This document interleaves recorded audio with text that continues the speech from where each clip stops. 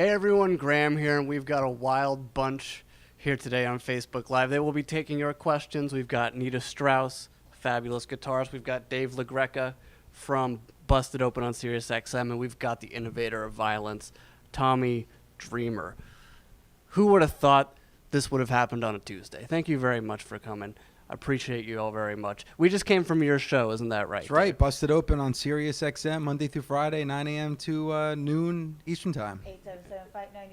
877-593. Yeah, you got some practice doing that, huh? Oh, yeah. So we're here celebrating Nita's upcoming solo record, Controlled Chaos. November 16th, you can hear the first song already. It's out there on YouTube.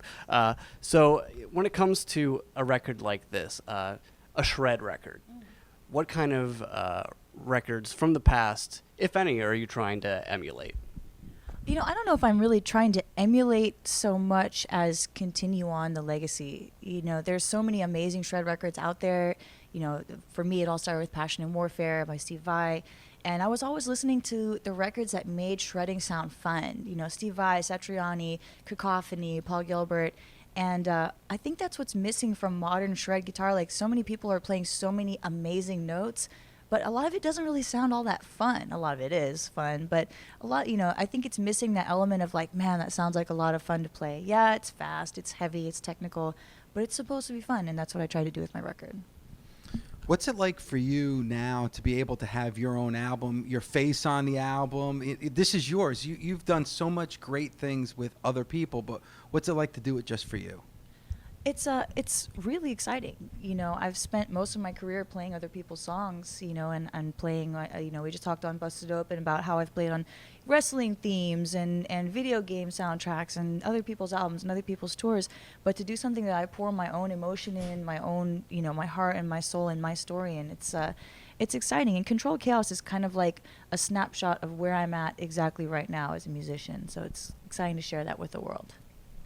And I think you all probably have one thing in common. I would imagine it's you are all probably friends with Mick Foley. Am I right? Is there anyone who's not Mick Foley's friend that is even touching the wrestling business at all? Is there anybody that doesn't like Mick Foley? There can't be. No, Mick Foley's There beloved cannot by be. us all. If there's anybody that's not friends with Mick, I feel sorry for that person. How did you get to be friends with Mick Foley? I met Mick at a Comic-Con, actually, in Florida. It was my first and only Comic-Con. It's a weird scene, the Comic-Cons. You think? Yeah, you know, and it was my first experience being at a booth where not everyone knew who I was. Because I've normally, you know, I've been to music conventions, and when you do the booth there, you're only there for an hour, and you're busy the whole hour. So, you know, you have a line of people, and they're all there to see you, and everyone's familiar with you. But the Comic-Con was my first experience where I had people walk past and they go, nah, walk away. Because it's a Comic-Con. They're there to meet Stan Lee and all these people. So you have to get used to, you have to have a thick skin, I think, to do the Comic-Cons. But we met Mick there, and Mick was, you know, so cool and so personable, and came right over and invited my boyfriend Josh and I to dinner. And we thought, oh, wow, how cool. Mick Foley's inviting us to dinner, probably with some other wrestlers. You know, Jake the Snake was there, and there's a bunch of other people. So we thought, cool, he's inviting us to his hang.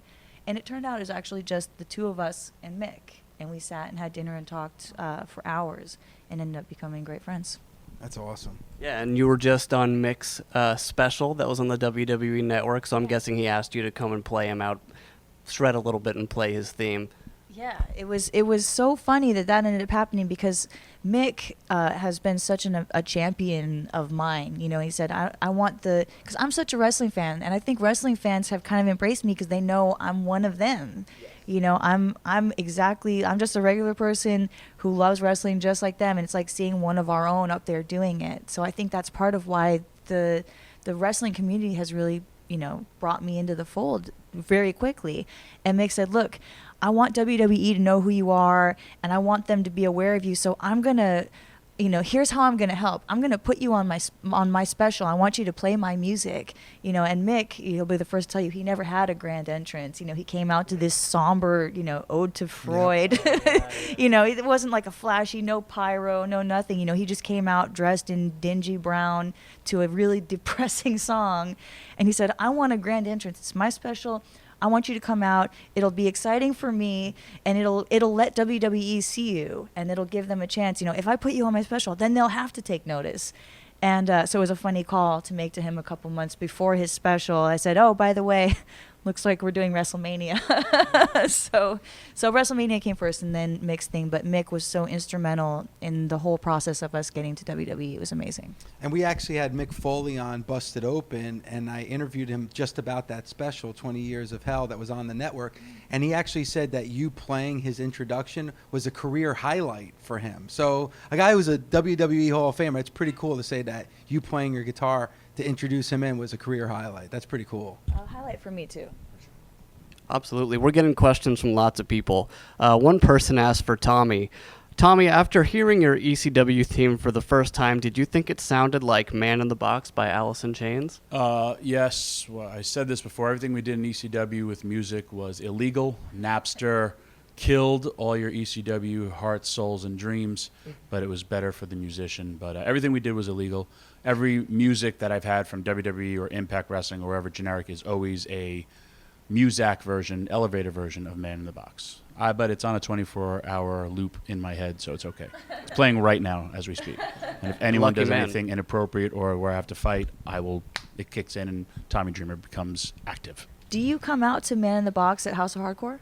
Absolutely. So It's you my have show. the I don't real care. Alice in Chains. Yeah, no, it's my Good. show. And when it airs on, my shows air on Twitch, I just usually dumb it down. There are little ways you can get around it. Play it ambient. You don't pipe it directly in to the crowd. Technically, I somewhat may be sued. I did meet those guys. They did all say that I could use their song back in the day. Went in was it the Spectrum? And they were playing, went out there during my thing, hit my pose. Everyone was like, who's this guy doing this thing? But it was cool for me. I just did it. Oh, so I talked to Alice Cooper pretty recently. He's got nothing but great things to say about you, Nita, of course. But he also told me something interesting. Beyond the whole band being really good friends, he said that he uses really actually sharp swords on stage, Yes. and that everybody in the band at one point has gotten nicked with the sword and has gotten their stitches, sort of as a rite of passage, exactly. So how many stitches do you think you've gotten exactly? So I haven't gotten the stitches, but I have gotten whipped with. So we used to do the song "Go to Hell," and he has this giant bullwhip that he uses, and they're all real props that we use on stage. You'll see he's throwing real knives at the balloons. He's using a real sword, which is actually Errol Flynn's sword. During $1 Billion Babies, you see with the bills on the sword, that's a real sword. So everything that we use is real, and I have gotten whipped badly with that bullwhip. And we were just saying on the walk over here from the Sirius studio, how different Alice is as a character versus how he is, on off stage. Because off stage, he's the nicest person you could ever hope to meet, and the absolute, so mellow, so low key, very humble, takes time for everyone. But on stage, gosh, he's mean. Like you'll see, there's a bit in Poison sometimes where he'll grab me by the hair. He'll do it to a female fan in the audience sometimes. But if there's no one within reach, he'll just grab me by the hair. And let me tell you, that's a shoot pull. That's a real hair pull. So he definitely becomes the villain on stage. Absolutely. More questions are coming in. Yeah, that's pretty good. She's actually good at this. Great. More questions coming in. Tommy, how did The Undertaker talk you into drinking his dip? I think when I die, besides my wrestling career, most people recognize me now for drinking The Undertaker's tobacco and for pulling Q's pants down on Impractical Jokers. The Undertaker, that was something during the Jackass era. I came up with it. Being stupid in high school and having the ability to eat anything, I will still eat anything except poop or throw up. And that's where I draw the line. But I got paid $7,000 to do it, and I got to wrestle The Undertaker 5 to 6 times. So who wouldn't do that? So come on now. 7,000? Yeah, 7 G's to drink Undertaker's I spit. wouldn't do it. You would do it for... I don't know if I would do it. Well, you're not a wrestler. That's true. Yet. And this was also a time I'm when retired. WWE wasn't doing that much for me. So think when you were struggling. Think of if Alice Cooper said, drink this tobacco and you could be my lead guitar. Would you do it? Oh, gosh. I guess it depends on the time in your career. But if it's something like drinking the tobacco dip. bother you, what's the big deal? Yeah, I guess you're right. Okay, maybe. Maybe. I licked the subway on the way over It's true. I would actually drink it for an Uber ride back to the studio. And not take the subway? What was worse, that or licking the side of the Dunkin' Donuts Center? I was disappointed when it didn't taste like Providence, Rhode Island, the Dunkin' Donuts Center. We're having a big debate about it because now they got to change their name. And I did once lick and bite the actual building in Providence, and it didn't taste like donuts. So that was more of a letdown than the actual smell of urine and despair in the New York City subways. I did the we played the KFC Yum Center in Louisville. Let me tell you guys, for anyone that has not visited the KFC Yum Center arena in Louisville, that place smells like chicken. Like in the most heavenly way. Like you walk in from the bus and you're like, who's making that chicken? Like it brings out the inner fat kid in everyone that enters that building. Well, I'm the inner fat kid sitting next to you, and I'm there Wednesday. So Louisville, I look forward to eating your building. Check it out. What did the ECW building smell like back in the day? Great question. Blood, drugs, sex, drugs, and rock and roll. Really was. All of my DNA is all over that building still. Beautiful. You're going to be back there, right? When's House of Hardcore December 8th is my next House of Hardcore show in Philadelphia. And if you're a wrestling fan, you need to take the trip over there. My next actual show is December 1st in Waukesha, Wisconsin. Blizzard Brawl. For it all. That'll be great. So, Nita, we got another question for you. What was your first guitar and the first song you learned to play on it? My first guitar was a $99 Strat, which it was the little Squire, the black and white Squire, like everyone's first guitar. It came with an amp, like a little 25-watt amp and a handful of picks and a cable and those, row, row, row your boat songbook. And, a couple other little accoutrements that just come with, with the cheapest guitar you can buy. And the first thing I did with that guitar was change the pick guard from a white one to a black one. So I've been customizing my guitars since the very first guitar I ever had. And the first song I learned how to play on it had to be probably Come As You Are, probably a Nirvana song or something easy to play. Tommy, what was your first guitar? Yeah, tell us about the first time you had an experience with the guitar. Actually. The first time I was hit over the head with a guitar was by a wrestler named New Jack, and when we were off the air, I was talking about the art of hitting somebody over the head with a guitar, which is basically you want to first take the strings off. At any of you who's going to hit somebody at home, take the strings off because you're eviscerate whoever you're doing that because that's steel. And if you're inside your guitar has little wooden bars going across, you want to take a little screwdriver and jack those out, and then go into your mom's pantry or your medicine cabinet, put a little baby powder for you heavy set individuals that have chafing, to put it in there. That's my Bubba Ray shout out. And put the baby powder in there, and then walk up to your friend and hit him over the head with a guitar, and boom, you have an explosion. So that's how you do that. That's what I did when I was a child. No, that was my first one was New Jack, Jeff Jarrett. I never took the Honky Tonk Man's one. I've been DDT'd into guitar. That hurt. I've been DDT'd into a Nintendo as well. And I also took Jeff Jarrett's stroke into the guitar head first, and the bass or the body of it really your throat. So these are all warning signs for all you musicians out there. Just use those instruments the way they're supposed to be played. Don't listen to this idiot on the corner. Everybody's asking their mom right now for the baby powder. Where's the baby powder at? We're saying this like Loudwire listeners all live with their parents. We know you. Some of you guys are adults. Now, if this was a wrestling show, it'd be a different story. But now I'm thinking, okay, where can I get a hollow body guitar, Ibanez? And how can I... Oh, wait a second.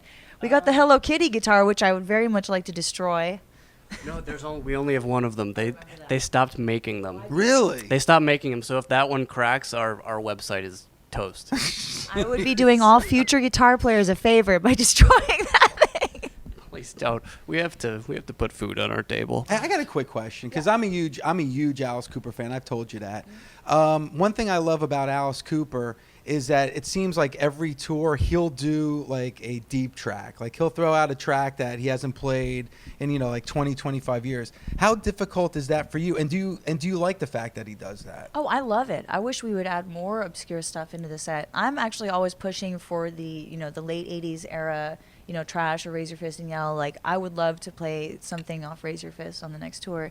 And I know a lot of fans are dying for it as well. But it's really, really exciting for us to get to play something that hasn't been played in so long. I think when we did some of the Kane stuff about a year ago. I know you did the World Needs Guts. World Needs Guts, I think, which hadn't been played since '87 or '89 or something, and that's cool for us because we get to revisit it in a whole new way, and I love doing it. I wish we'd do it more. All right, cool. Yeah, you should play something from Dada. I think you'd really make history. Yo, can you? Yeah. I don't think. Aren't we now? Or no, that's from. No, you're doing it from Flush the Fashion, Grim Facts. Grim Facts, yeah, that's right. Yeah, I don't think anything from Dada's ever been played Ever. by Alice ever. He never did a tour for that album. No. We actually, for my guitar solo section, we actually grabbed a bit from Dada for a few years ago, and I pitched it. Usually I can kind of do what I want with my solo section, and we grabbed a little bit of the intro of one of the tracks on Dada with the spoken word bit, and I had it in the solo, and I had this really sort of gut-wrenching, slow, painful solo planned over it, which usually my solo is kind of a bouncy, triumphant moment in the show. And I said, let me just change it. I want to just do something dark and gloomy and add that kind of aspect. And Shep Gordon, Alice's manager, who's been his manager since day one, since the very beginning, just about, took one listen to it, and he said, nope. Yeah, we're not going to be doing that. That is not the vibe we're looking for. So usually I have full creative control over what I want to do, but I think they said, we want your solo to be this sort of triumphant shred high spot, and bringing it down into this mournful, wailing, gut-wrenching thing is not so much what we're interested in. So we got Shep Gordon to blame for that. Yeah. Or to thank. Or to thank. Yeah. Or to thank. Did you ever get the invite to the Hawaii house for Shep Gordon? Oh yeah, we play there every year. New Year's Eve, Shep and Alice do a charity event to benefit the Maui Food Bank. So every year they use Alice's band as the backup band for this event. So it's amazing. It's a lot of work for us because we're on stage for about 3 hours, and we're backing up everyone from Steven Tyler to Sarah McLachlan to who else do we have? Sammy Hagar and the Doobie Brothers. So it's just this huge, wide variety of stuff, but it's an amazing, amazing event. And I think last year they raised $1 million for the Maui Food Bank and the Red Cross. I actually have a question. Yeah. Go for it, Tommy. In wrestling, when you're a fan and then you cross over that guardrail, we have a lot of what I like to call the Wizard of Oz, where you peel back the curtain and you're like, oh, Ole and Arn Anderson aren't brothers? That type of moment. I didn't know that either. Well, there you go. I'm out of here. As a performer, you're rising up the ranks, you paid your dues, now you're on stage, Alice Cooper, sold out, massive venues. Did you have, or have you had, a pull back the curtain moment where you're like, oh, I've had one in music, I'm not going to say it because I hosted SummerSlam, Ozfest 3 times, and I was sitting there and then I saw something, I was like, That's how they do that. I don't know, I don't want to know it. Right. And did you have a moment like that? My big moment like that was learning that and this isn't a big secret, but I didn't know, was learning that it was not actually Alice in the Frankenstein suit. Because I always thought when Alice steps into the electrocution chamber and becomes Frankenstein, I just assumed it was still him in there running around as the giant Frankenstein.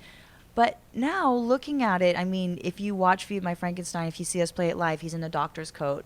And then he transforms into Frankenstein, and then he comes back in this cool black leather outfit. So realistically, it makes no sense for him to actually be in there. That's his time to change, and one of our stagehands will come out as Frankenstein. But I did not know. So you bought in. I bought in, but I will say this: the question I probably get asked the most, besides what age did I start playing guitar, is how does Alice get killed? How do they do it? And I will say with 100% in total honesty that I do not know. I don't know how it happens, and I'm 15 feet away, for 200 shows a year for the last 4.5 years. And so it's close to 1,000 shows I've done with Alice now. And as far as I'm concerned, from my vantage point, he puts his head into the guillotine, the blade comes down, he's rolled out, his head is pulled out, and he's dead. And then he comes back out to sing 18. He sold his soul to the devil. He sold, and he's- then he that's how died, he's yeah. been doing it for 70 some odd years. Come on now, that's simple. Simple. Pull back the curtain on that. He's the devil. Come on. It's absolutely a shoot. One person's asking, Tommy, what's your favorite rib in ECW? Tough one. Yeah, we weren't really ribbers back then because they could get pretty brutal. Long story short, Paul Heyman told the wrestler that he was going to build the company around him, and we did a battle royal. Winner of the battle royal faces Shane Douglas for the ECW title. Paul Heyman told him that he's going to win and then beat Shane, and Shane's leaving. He's going to put the whole company on him and build this guy up. Built this guy up. The guy said, he tells him, don't tell anybody, because he wasn't really well liked. And then as soon as he left, Paul said, eliminate him first. And he all thought he was going to win and be the next champion, and we're all eliminating him. Then he starts really fighting, and now we're a bunch of animals, and we eliminate him. He gets thrown out. He goes to the back, and Paul looks at him. He's like, you just messed up all my plans. Get back out there. So he tries sliding back in, and now, because he was a jerk, and he was kicked, we were beating him up for real. And then he's holding onto the ropes. I remember one of the wrestlers is biting his fingers, and he's screaming like, stop, what are you doing? I'm supposed to win this. And I'm like, dude, it's a rib. Get out of here. You're an idiot, because you're getting beat up for real. So that was why you don't really want to rib, because if you rib, you get ribbed back. Absolutely. Can we watch that on the network? Nope. Nope. That was It's not there? in Wildwood, New Jersey, at the boardwalk. We got to witness a person, but that doesn't Right. exist. Wildwood, That's a New shame. Jersey, Boardwalk, Yeah. ECW, Battle Royal. It's got to be someplace. No. There was No cameras there, I guess. And if there was that during my era, everything we did illegal, if that was around with cell phone cameras, we'd all be in jail and arrested as well. You know, Everything they did was illegal. on the same type of thing with the cell phones. I was watching, Queen perform at Live Aid on YouTube, and the crowd reaction. It's one of the best I concerts. watch that ever. like every day. It's joke. awesome. And I was watching it almost with a tear in my eye, because I was like, this will never happen again, because 50% of that audience will have their cell phones up recording what's going on stage. As a performer, how much does that bother you when you see that happen? Okay.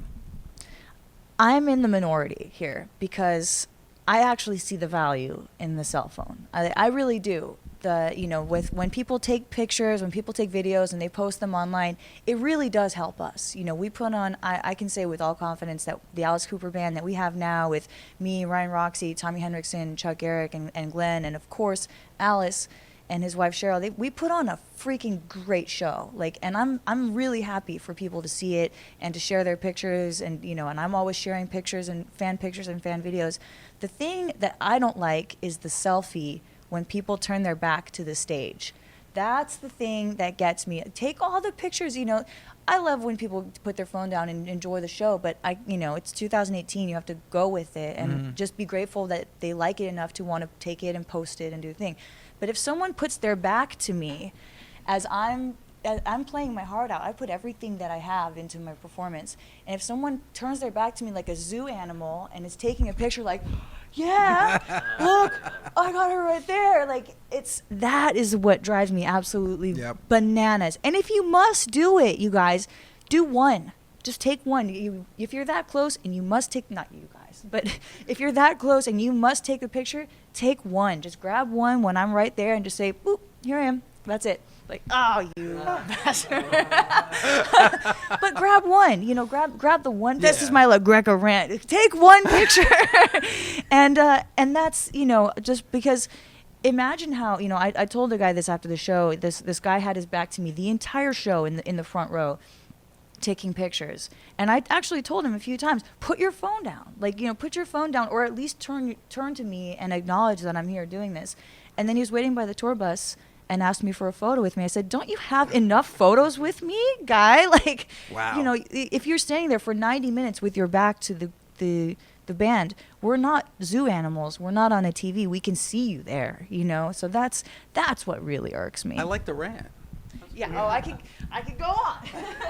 I think you should get pics and just be, and throw them at people. Ninja know, picks. Ryan and Tommy both are experts at licking the pick and sticking it on the person with their thumb. Nice. I have a line of being ladylike that I don't want to cross, and that line includes licking something and sticking it on a person. I think that just is that crosses me over into like the band dude situation a little too much. But I always like when they do it. And be like, I've seen Alice, because Alice hates the cell phones. You know, Alice will be the first to say he does not allow cell phones at his meet and greet. You've been there. He does not allow cell phones in the meet and greet. He doesn't like people taking selfies. And if someone's texting or taking too many pictures during the show, I've seen him use the cane and hit it out of their hand. are you allowed to can't bring do a that. camera? An old school camera?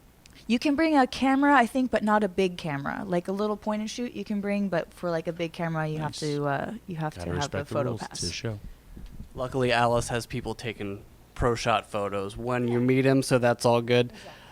So, Nita, when it came to raising money for this record, you absolutely blew past your Kickstarter goal. It was $20,000, and you raised $166,000 Yes. from fans. What was your reaction to that? Did you expect anything like that?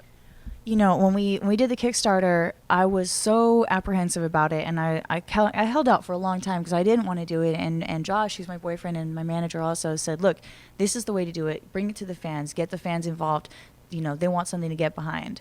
So we did it, and as I was typing out, you know, all the information on the Kickstarter, you know, here's the prizes, not prizes, but here's the perks you can get. And, you know, I'm doing Skype calls with people. I'm having people in my favorite place. You know, we have a place in Hollywood that we like to have pizza at. So I'm inviting people for pizza at our favorite pizza joint. All these different things. I'm typing it out and thinking, how much of my own money can I have put into this thing so I can be sure? Because Kickstarter is all or nothing. If you don't raise your goal, then you don't get any of the money. So I'm thinking, okay, if I take $5,000 out of my savings, you know, I'm not a rich person. I make plenty of money to pay my bills, but I'm not like, you know, people think that everyone that's a professional musician is a millionaire. It's really not the case. So I'm thinking I can probably take $5,000 out and buy one of my own things to put myself over the goal. So we were in New Orleans actually for WrestleMania, which no one knew yet at the time. And we were staying at Josh's family's house, and I pressed, you know, made the Kickstarter live, made my post about it, and I pressed, you know, post, and then we went to the gym. And we had hit the goal before we left the gym that day. That's amazing. And it wasn't a long workout. It was less than 2 hours that we did it. So we hit the 20,000 in 2 hours. We doubled it by the end of the day, and then we tripled it the following day. And that was when we knew that we had something really, really special. And again, you know, I didn't say that I needed $100,000. I didn't say like, hey guys, I need this exorbitant amount of money. You know, I said that we needed $20,000, which is almost exactly what we spent with the recording and the drum recording and the album cover and the mixing and the master and the production of the merch items. Like, that's about what it cost. But to have people step up in that way and say, we want this album and we want to do this to make it happen. You know, you've always heard people saying that fans don't buy records, fans don't support music. I think that we proved with my Kickstarter that if you give people something that they can get behind, they do want to support. It's not just like, oh, I'll just get it for free and that's it. People will actually support if you give them something to support that they care about. That's an amazing story. You know what I took out of that, though, Tommy, is that Nita and Josh doesn't think that 2 hours is a long workout. I know, that blew me away, too. Like 10 minutes is I'm pretty much tapped out after 10 minutes. But I so. think that same thing could be said to the underground wrestling associations right now, that the fans are really coming out and actually supporting, buying the shirts, like really flaunting the people they love. I mean, Tommy, have you been seeing that a lot more lately? Oh, yeah. I mean, an event that we just had all in. Huge. And the Young Bucks merchandise being in Hot Topic, Kohl's, like stuff like that. Where we were at WrestleMania, we all were. The majority of the T-shirts were the Young Bucks, and they haven't, you know, ever been on WWE TV. For myself and my own House of Hardcore company, though, I want to talk about that Kickstarter thing because I could use about $1 million. But I went to Australia with my brand, and we had over 2,000 people, you know, coming to a wrestling event. And I don't have television. I have my own social media. And, you know, now when you want to advertise something, do it on Facebook Live, you know, just do it. That's where the people are. Facebook is great because it's your target audience. It's not going to back in the day, it was, I got to advertise on Monday Night Raw or SmackDown and spend a bunch of money where you hope a fan is sitting there watching, like, I think I'm going to go to that indie show. Right. Now it's, nope, I like Alice Cooper. I like, House of Hardcore. I like that stuff. And it's just, boom, we click it, goes right to the audience. It's brilliant. Yeah, not so many gatekeepers anymore, thankfully for the fans, absolutely. You mentioned pizza, and I know you're a big fan of pizza. Yes. All right, be honest. Who has the best pizza? Chicago, New York? Who has the best pizza? My favorite pizza is in L.A. My favorite pizza is at home in L.A. And second best pizza I've had is in Italy. But Dave, let me tell you, no, get ready to stand up and leave, because I'll tell you, I'll blow your mind one more time. We have been to every quote unquote like the pizza hotspots in New York, and I have still not had what I like as a good piece of pizza. I'm going to have to bring you. You're more than welcome to be my guest. I got 2 spots where I grew up. This body was built on pizza, donuts, peanut butter. Tell me where, because we brought you guys donuts on Busted Open, so now you have to reciprocate with the pizza And if you tell me it's info. California Pizza Kitchen, No, I it will is not hit you with California this. Pizza Kitchen. You know why? Because you haven't had pizza from New Jersey yet. Okay. So you know All what? right. You're touring for, Controlled Chaos. You're coming to Clifton, New Jersey Yes. in November. I will go to that venue with a pizza from the best pizza place in New Jersey. Which and you're is? going to, I'm not going to say that on the air because they're not giving me any money, so I'm not going to give them any free publicity. But I'm telling you right now, then you will fall in love with East Coast pizza. Okay, but if you guys are ever in LA and you go to a spot called Lucifer's Pizza, I will say their name on the air. I don't have any affiliation with them, but Lucifer's Pizza is my favorite pizza in the entire world. And when Josh and I started dating, he said to me, we bonded over Ninja Turtles. That was like our first sort of bonding thing aside from metal and all this other stuff. We started talking about Ninja Turtles, and he said, I live a block away from the best pizza place in LA. And I said, oh, really? And then I came over, we had our first date. He took me to Lucifer's Pizza, which is a block from our house, and I have not left the house since that day. All right, my question is this, though. Is it a regular cheese pizza, or is it like the typical California pizza where you throw pineapples on top I of it? like and pineapple ham? on pizza. Yeah, sushi on top of the pizza. They've got all different kinds of. They do have a regular, but the thing is, something about the crust of Lucifer's Pizza that's that's the magical ingredient. They've got this amazing crust. But I like pineapple on pizza, and I stand by I do it. too, and ham. Yes. Have you ever had ham, pineapple, and Yes. jalapeno? That's not pizza. No, not jalapenos. If you add jalapeno to the pineapple, that's magical. That's not pizza. When you start piling up like pineapple and ham and all that type of, you want to put meatball and sausage, that's fine. Pepperoni, that's fine. When you Why start is that putting fine, fruits but and not vegetables on pineapple? pizza, that's not pizza then. It loses the essence of what a What is pizza it? is supposed to be. It's a sandwich. A pineapple sandwich? Yes. Have you? Pineapple on a pizza. Nobody put pineapple on a Hang on, calm down. This is live, people. Okay, People are I'm going to see who is this maniac wearing 90s flannel and a Nita Strauss shirt. Nita Strauss shirt, NitaStrauss.com. That's right. A way to rep. Have you ever, on the lovely YouTube, you were talking about that before, it's this new thing, have you ever looked up Cowabunga, the wrestling Ninja Turtle from Memphis? Stop. No. There's been a bunch. You can look up Jim Cornette versus a Teenage Mutant Ninja Turtle. You can look up Cowabunga, who was a wrestler named Chris Champion, full ninja suit wrestling. Really? And did turtle spots. It's fabulous. Amazing. Yep. I'm all over it. See? Enlightened you. Blew your mind again. Look up what this YouTube is on the Google machine. Now, I'm sure everybody's going to be flocking to that right now, so I think that's a good place to end it. Thank you all so much for stopping you. by. Nita's album, Controlled Chaos, coming out November 16th. Make sure you pick it up. Dave LaGreca, Busted Open. Listen to it on SiriusXM and House of Hardcore with this man, Tommy Dreamer. Make sure you support independent wrestling. Thank you all so much, everybody.